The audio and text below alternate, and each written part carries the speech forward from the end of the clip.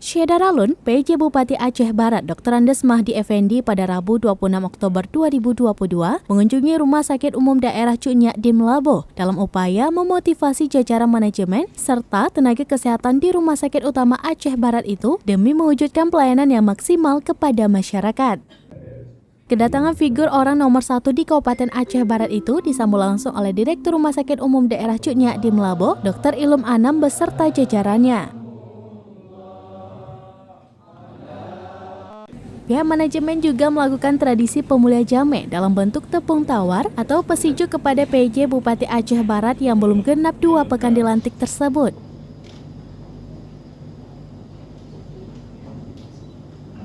Dalam kesempatan itu, PJ Bupati Mahdi menyebutkan bahwa pertemuan yang juga sebagai ajang silaturahmi bersama jajaran manajemen dan nakes Rumah Sakit Umum Daerah Cuk Nyak di Melabo bertujuan untuk terus menjaga dan meningkatkan sinergitas semua pemangku kepentingan dalam upaya memberikan pelayanan kesehatan terbaik kepada masyarakat. Pada kesempatan itu, PJ Bupati Aceh Barat juga menyempatkan diri untuk meninjau langsung beberapa fasilitas kesehatan yang ada di Rumah Sakit Umum Daerah Cuk Nyak di Melabo, sekaligus menyapa sejumlah pasien yang sedang dirawat di Rumah Sakit Umum daerah tersebut.